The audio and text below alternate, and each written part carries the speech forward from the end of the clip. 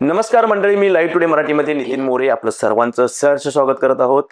धुरंधर politics हा episode आपण जिल्हा परिषद पंचायत समितीच्या अनुषंगाने हा चालू केलेला आहे. गडिंग्लज तालुक्यातील ग्रामीण भागामध्ये येणारे सुज्ञ नागरिक हे धुरंधर आहेत आणि पॉलिटिक्स वाल्यांना निवडतेवेळी धुरंधरपणा आपला हा या जिल्हा परिषद निवडणुकीमध्ये दाखवणार आहे. त्या अनुषंगाने आपण धुरंधर पॉलिटिक्स आपण हा एपिसोड चालू केलेला आहोत. या एपिसोडमध्ये आपण पाहतोय पक्षाचे पदाधिकारी, पक्षामार्फत उभारलेले उमेदवार, संघटनाचे पदाधिकारी, अशा काही जणांना आपण या धुरंधर पॉलिटिक्स या एपिसोडमध्ये आपण बोलवत आहोत. त्यांचा अजेंडा काय आहे, त्यांचं ध्येय काय आहे, मतदारांच्यापर्यंत पोहोचवण्यासाठी हा आमचा छोटासा प्रयत्न आहे. नगरपालिकेच्या निवडणुकीच्या अनुषंगाने आपण मागच्या वेळेला पॉडकास्ट केलेलं, त्याचा खूप चांगला परिणाम त्यावेळी दिसून आलेला होता आणि आता आपण जिल्हा परिषदेच्या अनुषंगाने धुरंधर पॉलिटिक्स या एपिसोडला आपण सुरुवात केलेली आहे. या धुरंधर पॉलिटिक्समध्ये आज आपल्याकडे एक असं व्यक्तिमत्व आलेलं आहे जे की युनायटेड फुटबॉल असोसिएशनचे ते अध्यक्ष राहिलेले आहेत, आता ते उपाध्यक्ष आहेत. त्यानंतर गडिंग्लज अर्बन बँकेचे ते चेअरमन राहिलेले आहेत. याशिवाय कोल्हापूर जिल्हा परिषदेचे उपाध्यक्ष राहिलेले आहेत आणि साई एज्युकेशन सोसायटीचे ते अध्यक्ष आहेत. नक्कीच मंडळी आपल्याला समजले असतील तर कोण असेल तर सतीश पाटील हे आज आपल्यासोबत आहेत. त्यांच्या सुवेद्य पत्नी या कडगाव गिजोनी जिल्हा परिषद मतदारसंघातून निवडणूक लढवू इच्छित आहेत आणि त्यांचा प्रचार देखील जोरात चालू आहे. त्या अनुषंगाने आपण आज सतीश पाटलांच्यावर गप्पा मारणार आहोत. सामाजिक, राजकीय आणि जिल्हा परिषदेच्या अनुषंगाने आपण आज त्यांच्यावर चर्चा करणार आहोत. तर पाटील साहेब आपलं नमस्कार. धुरंधर पॉलिटिक्स या आमच्या लाईव्ह टुडे मराठीच्या या एपिसोडमध्ये आपलं स्वागत आहे. सामाजिक, विधायक याचबरोबर सांस्कृतिक आणि क्रीडा क्षेत्रामध्ये आपलं काम जे आहे लौकिक आहे. याशिवाय सहकार क्षेत्रामध्ये तुमचं काम देखील खूप मोठं आहे. अर्बन बँकेला तुम्ही चेअरमन राहिलेला आहात, गोड साखरला तुम्ही संचालक आहात. अशी विविध पदे भूषवत असताना ह्या होऊ घातलेल्या जिल्हा परिषद पंचायत समितीच्या निवडणुकीमध्ये आपल्या सौभाग्यवती शैलजाताई पाटील ह्या निवडणुकीच्या रिंगणामध्ये उतरलेल्या आहेत. गेल्या 4-8 दिवसापासून आपण पाहतोय पायाला भिंगरी बांधून आपला प्रचार चालू आहे. कसा प्रतिसाद मिळतोय आणि कशा पद्धतीने शून्य जनता हे आपल्याला सहकार्य करावं असं आपल्याला वाटतं? आता कडगाव गिजोने जिल्हा परिषद मतदारसंघामध्ये माझी पत्नी शैलजा पाटील ह्या उमेदवार आहेत. त्याचबरोबर पंचायत समिती गिजवणे गणातून सुनीता सचिन कुमार देसाई शिरलगे गावच्या ह्या पंचायत समितीच्या उमेदवार आहेत आणि कडगाव पंचायत समिती गणातून प्रियंका नवज्योत देसाई ह्या उमेदवार आहेत. तर अतिशय चांगल्या पद्धतीनं आम्ही प्रचारात आघाडी घेतलेली आहे. गेली 8 दिवस आम्ही प्रचारावर प्रत्येक गावागावापर्यंत पोहोचण्याचं काम आणि हुंबऱ्यापर्यंत पोहोचण्याचं काम आम्ही केलेलं आहे आणि चांगल्या पद्धतीनं आम्हाला प्रतिसाद मिळतोय, लोकांच्याकडनं आनंद मिळतोय. आणि हा केव्हा मिळत असतो की आपण जे 5 वर्षामध्ये केलेलं काम असतं किंवा सातत्यानं गेली राजकीय आणि सामाजिक जीवनामध्ये आम्ही गेली 25 वर्ष काम करतो, ते सगळ्या आमच्या जनतेला चांगलं माहिती आहे आणि त्यामुळं तिथं जाईल तसं आम्हाला रिस्पॉन्स मिळतो की आम्हाला त्याचा कौल मिळतो आणि आनंदही मिळतो. हे आता चांगल्या पद्धतीने आम्ही आघाडी घेतलेली आहे. खरंच आघाडी घेतलेली आहे. चर्चा देखील तशी मतदारसंघामध्ये आहे. थोडंसं आपण पाठीमागे जाऊ आणि लहानपणापासून तुमची ही वाटचाल कशी झाली, बाबा शिक्षण कुठं झालं, बालपण कसं गेलं, त्यानंतर तुमचे वडील कारखान्याला संचालक होते, त्यानंतर त्यांना काही कालावधीसाठी त्यांना राईट्स मिळाले होते चेअरमन पदाचे. तुमचं थोडंसं सामाजिक राजकीय पार्श्वभूमी आहे तुम्हाला. तर सुरुवात करू आपण शिक्षणापासून आणि बालपण कसं गेलं. आता शिक्षण माझं जे आहे ते साधनाला मी KG पासून तसं 10वी पर्यंत होतो आणि लहानपणापासूनच मला आवड होती की थोडीशी मला मुलांच्या मध्ये राहायला आवडत होतं आणि मी तसा पॉप्युलर होतो मुलांच्या मध्ये. आणि साधनाला मी 10वीला ज्यावेळी गेलो आणि त्यावेळी एक JS आणि JR असं शाळेतून निवडला जायचा आणि JS पदासाठी मी उभारलो आणि त्याच्यानंतर मग JR म्हणून गर्ल्स रिप्रेझेंटेटिव्ह म्हणून गडिंग्लजच्या माजी नगराध्यक्षा स्वातीताई कोरे ह्या त्यावेळी उभारल्या आणि आम्ही दोघंही त्यावेळी निवडून आलो. आणि दोघे क्लासमेट? हो, दोघे आम्ही वर्ग एका क्लासमेट आहोत आणि त्यावेळी आम्ही दोघं एकाच पॅनलमधनं उभं राहिलो होतो आणि त्यावेळी निवडून आलो. आणि त्यावेळी जनरल वोटिंग होतं. त्यावेळी नुसता CRनं क्लास रिप्रेझेंटेटिव्हनं मतदान करायचं नव्हतं, प्रत्येक विद्यार्थ्यानं मतदान करायचं आणि त्यात आम्ही दोघेही निवडून आलो आणि त्यावेळी तिथून आमची तशी राजकीय सामाजिक जीवनाची माझी सुरुवात तशी झाली आणि स्टँडर्ड पासून होय सुरुवात झाली. आणि त्याच्यानंतर मी पुण्याला ज्यावेळी शिकायला गेलो आणि त्या पुण्याला शिकायला गेल्यानंतर इंजिनिअरिंगला तिथं गेल्यावर सुद्धा मी व्हाईस प्रेसिडेंट झालो. तिथंही इलेक्टिव्ह ह्याच्यावर झालो, म्हणजे मुलांनी मला निवडून दिलं आणि तिथंही झालो आणि तिथं तिथं सुद्धा आम्ही अतिशय चांगलं काम केलं. आणि त्याच्यानंतर पुन्हा मग इकडे मी गावी आलो. शिकून झाल्यानंतर गावी आल्यानंतर साधारण 2000 सालामध्ये, तर 2000 सालामध्ये या गावचा मी पहिल्यांदा सगळ्या तरुण मित्रांनी आम्हाला उभा केलं आणि पहिल्याच वेळी मी झटक्यात उभारलो. त्यावेळी मला ग्रामपंचायतला निवडून दिलं आणि निवडून दिल्या उपसरपंच झालो. आणि उपसरपंच झाल्या लगेच मला मला वाटते कैलासवासी आर आबांनी त्यावेळी ग्राम स्वच्छता अभियान राबवली होती आणि त्यावेळी प्रभावी काम आम्ही केलं. या गिजवण्यामध्ये प्रचंड चांगलं काम केलं लोकांच्या मध्ये आणि या परिसरामध्ये भागामध्ये एक तरुण कोणतरी चांगला काम करायला लागलेला आहे हे लक्षात आल्यानंतर मला पंचायत समितीला उभं राहण्यासाठी सगळ्यांनी मला प्रोत्साहित केलं. आणि खरं तर मी त्यावेळी नवीन मतदारसंघ इकडे हा मुश्रीफ साहेबांचा 2009च्या काळाच्या दरम्यान हा जोडला गेला होता. म्हणजे त्यावेळी सुरुवात झाली होती आणि त्यावेळी जोडल्यानंतर मला मुश्रीफ साहेबांनी विनंती केली, तो आता आमच्या बरोबर ये काम करायला. आणि त्यावेळी मग मी यायचं ठरवलं होतं. आणि खरं तर 2002ला मला या सगळ्या जनतेने या 7 गावातल्या, मी त्यावेळी 7 गावातले सगळे सरपंच घेऊन मी प्रवेश केला होता.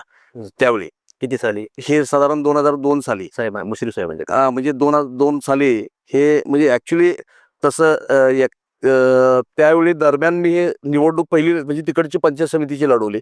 आणि ज्यावेळी राष्ट्रवादी काँग्रेस पक्षात मी प्रवेश केला त्यावेळी माझ्याबरोबर 7 सरपंच माझ्याबरोबर प्रवेश केलेले होते. गणातले सगळे सरपंच सगळे ह्या गणातले सगळेच सरपंच माझ्याबरोबर आले. आणि मला एवढा आनंद होता की माझ्याबरोबर एवढे चांगले गावातले प्रमुख लोक माझ्यासोबत आले. हा मोठा माझा आनंद होता. त्यापूर्वी मग कुठल्या पक्षात तुम्ही काम करायचं? मी ऍक्च्युली माझे वडील पूर्वी जनता दलात होते. 33 वर्ष जनता दलाचे अध्यक्ष असल्यामुळं तर त्याच्यानंतर मग काय झालं, कालांतरानं ते पक्ष थोडासा राज्यामध्ये आणि देशामध्ये कमी होत चालला. मग लोकांची कामं होण्याच्या संबंधी अडचणी यायला लागल्या. मग लोकांची कामं होत नसतील तर लोक कशासाठी आमच्या बरोबर राहतील हे लक्षात घेऊन मग त्यावेळी मी पहिल्यांदा 2002ला मी काँग्रेस पक्षाकडनं उभं राहिलो आणि तालुक्यातला एकमेव सदस्य त्यावेळी काँग्रेस पक्षाचा मी त्यावेळी निवडून आलो पंचायत समितीला. आणि आणि ग्रामपंचायतला जनता दलाचं पॅनल होतं की नाही असं पक्षीय काय नव्हतं. पण ग्रामपंचायतला आम्ही आमचा गट म्हणूनच बीटी पाटलांचा गट म्हणून असं इलेक्शन लढवलेली होती त्यावेळी. बिट्टी पाटलाच्या गटांची सत्ता होती त्यावेळी उपसरपंच होता. होय उपसरपंच होतो बरोबर. त्यावेळी खूप चांगलं काम खूप चांगलं काम केलं आणि त्याच्यानंतर मग पंचायत समितीला त्या कामामुळेच मी निवडून आलो. आणि 2002 ते 2007 पर्यंत अतिशय प्रभावी काम केलं. आणि मग पुन्हा 2007च्या वेळी मला जिल्हा परिषद लढवायची खूप माझी तीव्र इच्छा होती. पण मला त्यावेळी उमेदवारी मिळाली नाही. वरच्या लेवलला युती झाली. त्यावेळी कैलासवासी बाबा, त्याच्यानंतर डॉक्टर शापूरकर, आपले हातर्गी साहेब गोकुळचे संचालक त्यावेळीचे, आणि ते सगळे एकत्र आले आणि मी त्यावेळी मला उमेदवारी मिळाली नाही. पण मी त्यावेळी अपक्ष म्हणून लढलो आणि अपक्ष लढलो आणि अवघ्या खूप कमी मतात माझा पराभव झाला. पण पराभव झाला म्हणून मी काही थांबलो नाही. पण काम करत राहिलो. काम करत राहिल्यानंतर मग पुन्हा मला मुश्रीफ साहेबांनी 2012ला माझ्या पत्नीला शैलजाला त्यांनी उमेदवारी दिली. आणि त्यावेळी उमेदवारी दिल्यावर एकाच एक लढत त्यावेळी झाली. कुणाकुणामध्ये लढत झाली? आता तसं माझ्या मिसेस शैलजा आणि कोराडे वहिनींच्या दोघांच्या मध्ये लढत झाली आणि 33च्या फरकानं त्यावेळी ती निवडून आली. म्हणजे मोठं मताधिक्य. हो मताधिक्य मोठं मिळालं. आणि या जनतेचं खूप मोठं आमच्यावर उपकार आहेत, खूप प्रेम आहे आणि त्या प्रेमावरच ती निवडून आली खरं तर. मग 2012 पासून मग खरं राष्ट्रवादी आणि तुमचं जिल्हा परिषद होय सुरुवात झाली अगदी. जिल्हा होय होय होय तुमचा श्री गणेश झाला. होय होय म्हणजे जिल्हा परिषद मध्ये पहिल्यांदाच ताईनी पाय टाकलं. होय हो तिने टाकलं, नंबी नाही टाकलं. हो यस. ताईनी मग कामाला सुरुवात कशी केली? मग तिनं ऍक्च्युली तिनं खूप प्रभावी काम केलं खरं तर. सातत्यानं त्या सभागृहामध्ये ती प्रश्न मांडायची आपल्या मतदारसंघामधले, की काय प्रश्न होती ती खऱ्या अर्थानं, की आपल्या मतदारसंघामध्ये एक असं होतं की भौगोलिक दृष्ट्या ही जी 13 गावं होती आपल्याकडे, म्हणजे त्यावेळी ती 2 अजून जोडलेली होती. तर या 7 गावामध्ये म्हणजे गिजोनीच्या वरची जी गावं आहेत म्हणजे आत्याळ, बेळगुंदी असेल, त्याच्यानंतर इंचनाळ असेल, ऐनापूर असेल, कौलगे असेल आणि हिरलगे, या गावांना प्राथमिक आरोग्य केंद्र इथं नव्हतं आपल्याकडे ह्या बाजूला. आणि ही गावं सगळी महागाव केंद्राला जोडलेली होती. आणि 12 किलोमीटर अंतरावर गरीब जनतेला साधा जरी आजार झाला, कुणाला एखादा साप चावला, इचू चावला किंवा कुत्रं चावलं, तर रेबीज इंजेक्शन सुद्धा जर घ्यायचं जरी म्हटलं तरी तिकडे जायला पाहिजे. आणि एखादी आपली भगिनी जर डिलिव्हरीसाठी जर जायचं सुद्धा जरी म्हटलं तर तिला जायला महागावला लागायचं आणि 12 किलोमीटर रात्री अपरात्री जाणं शक्य नव्हतं. आणि ती सातत्यानं त्यावेळी प्रयत्न करत होती आणि त्यावेळी मंजुरीच्या उंबरठ्यावर आलं सगळं आपलं. प्राथमिक आरोग्य केंद्र मंजूर करायच्या उंबरठ्यावर आलं. पण जागाच मिळत नव्हती आपल्याला त्यावेळी आणि तिचा सातत्यानं प्रयत्न राहिला. पण तिला ते त्यावेळी आपल्याला यश आलं नाही. जागा अभावी आलं नाही. नाहीतर ती मंजूर करून घ्यायला ती आरोग्य कमिटीवर होती त्यावेळी.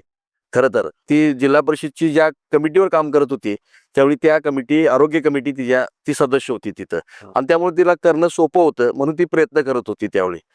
आणि हे सगळं झालं आणि त्याच्यानंतर सातत्यानं अनेक प्रश्न मांडत जसं जसं ती गेली त्यावेळी तिला राजश्री शाहू पुरस्कार हा नामांकित पुरस्कार आपल्या जिल्हा परिषदचा असतो. तर साधारण मोजके 3-4 लोकांनाच तो चांगलं जे प्रभावी काम करतात आणि ते सीओ साहेब त्याचे हे असतात की कमिटी मेंबर असतात आणि सीओ साहेब वगैरे त्याच्यामध्ये खरोखर चांगलं काम करणाऱ्या ऍक्टिव्ह मेंबरला ते सदस्यांना ते पुरस्कार दिला जातो. राजश्री छत्रपती शाहू पुरस्कार हा त्यांना मिळाला आणि खऱ्या अर्थानं त्याचं काम खूप मोठं झालं. आणि एवढ्यावर न थांबता त्यानं पुढे जाऊन काय केलं की हे सातत्यानं काम सगळं बघितल्यानंतर महाराष्ट्र राज्यातनं जिल्हा परिषद सदस्य एक निवडला जातो. महाराष्ट्र राज्य पाठ्यपुस्तक महामंडळ याच्यावर म्हणजे बालभारती आपण त्याला म्हणतो. म्हणजे जे प्राथमिक शाळेची जी पुस्तकं काढली जातात, जी बालभारतीची पुस्तकं असतात, तर त्या पाठ्यपुस्तक महामंडळावर तिचं क्वालिफिकेशन ती BCom आहे आणि BEd आहे, शिक्षिका आहे आणि ती कर्णबधिर मुलांना शिकवणारी शिक्षिका आहे.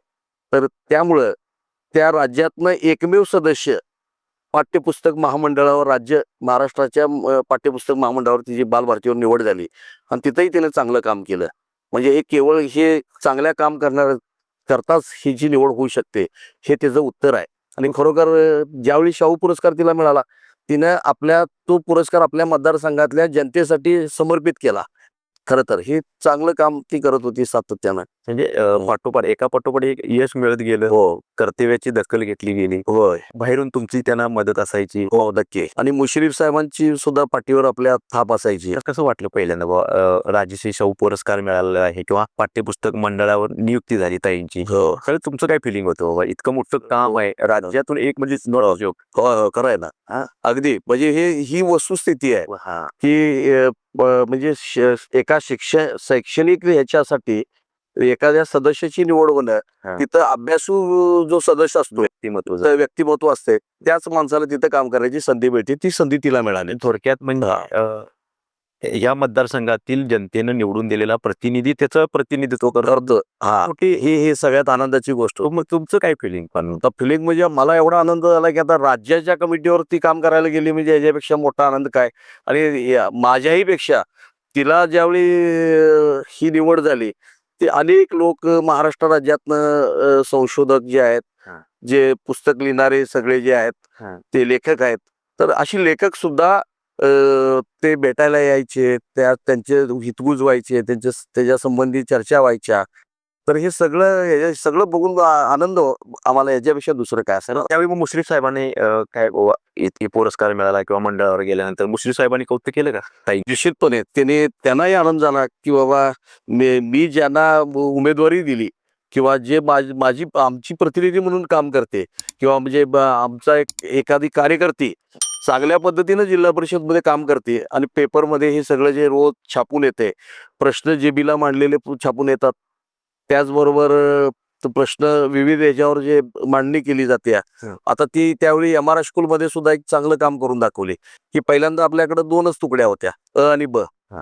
आणि मुलांची संख्या सायन्सला खूप आहे, MRला मागणी खूप प्रचंड असायची. ती सातत्यानं प्रयत्न करायची की MR स्कूलला फक्त तुमच्या 60-100 मुलांच्या यानं काही होणार नाही की आपल्या गडिंग्लज आजरा चंदगड भागातली ही जी मुलं आहेत ह्या मुलांना 11वी सायन्सला इथं ऍडमिशन मिळावे आणि ती तुकडी वाढ मिळावी आणि ती तुकडी वाढ मिळाली की चांगला शिक्षक सुद्धा मिळावा याच्यासाठी सुद्धा तिनं सातत्यानं त्या सीओंच्याकडे प्रश्न मांडले, जनरल बॉडीत प्रश्न मांडले आणि मग तिला यश आलं आणि ते तुकडी वाढ त्यावेळी खऱ्या अर्थाने मिळाली. कितीची बॅच मिळाली त्यावेळी? त्यावेळी पुन्हा मला वाटते 2 बॅचेस आम्हाला वाढवून दिल्या त्यावेळी. म्हणजे 120 ची बॅच मिळाली. होय होय होय 120 ची परत बॅच मिळाली वाढवून. हट्टाच असायचा एमआरलाच एमआरलाच पालकांचा पालकांचा. हो हो हो आणि एक विश्वास असायचा की तिथं शिक्षण घेतलं की करिअर नक्की घडतं. नक्की घडते. हो म्हणजे जी काही तरुणांच्या मध्ये शिक्षणाची क्रेज होती एमआरला होती, बरोबर ताईंनी होय आपल्याला संधी मिळालेली त्याचं सोनं करून दाखवलं लोकांच्यासाठी. हो. आणखी काय अशी ठळक काम आहेत का ती की शैलजाताईंच्या काळामध्ये पूर्ण झाली तशी? आता ती ठळक कामं म्हणजे अशी आहेत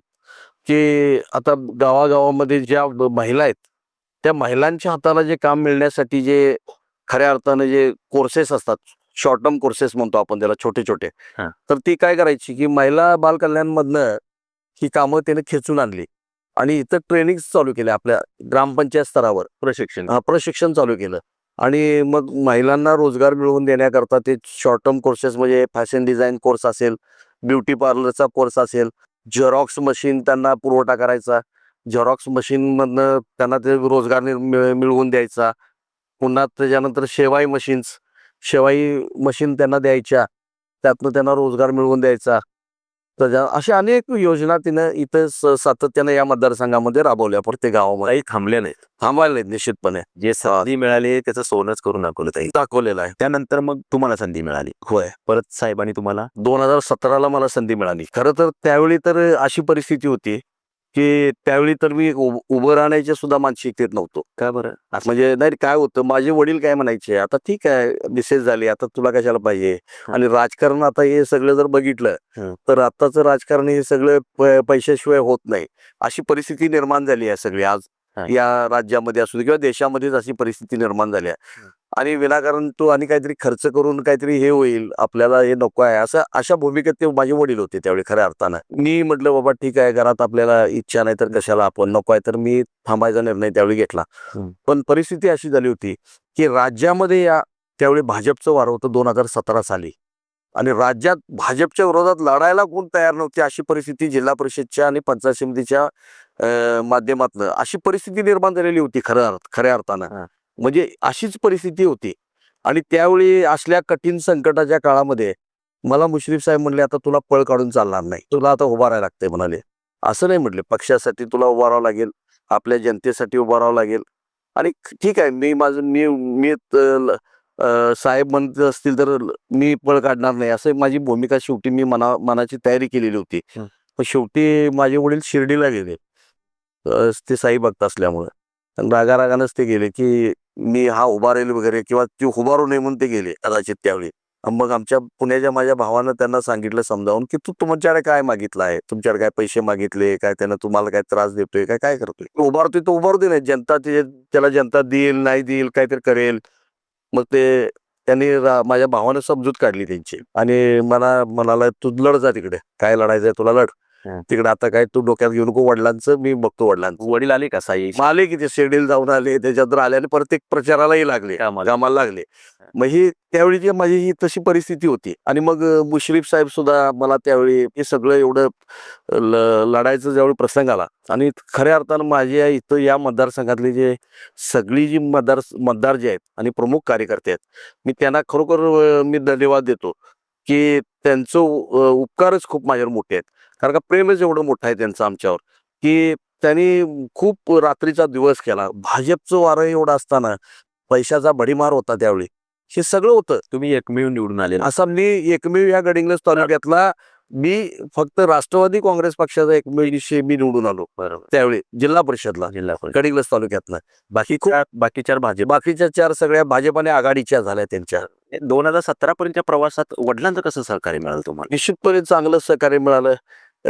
त्यांना नेहमी काय वाटत होतं की बाबा राजकारणातनं कसं होतं की नुकसान खूप होऊन जातं या सगळ्यामध्ये, की आता सगळे हे आर्थिक नुकसान खूप होते. राजकारण नको म्हणायचे? नको असं नव्हतं, तुम्ही समाजकारण करा, राजकारण करा, पण त्या मर्यादित असाव्यात. आणि मग त्या तुम्ही करत असताना नुकसान आपल्या घरादाराचं सुद्धा होता कामा नये, ती काळजी घेत जावा. किंवा मग हे सगळं करताना ठीक आहे, आपण समाजाचं काम नक्कीच करायला पाहिजे, पण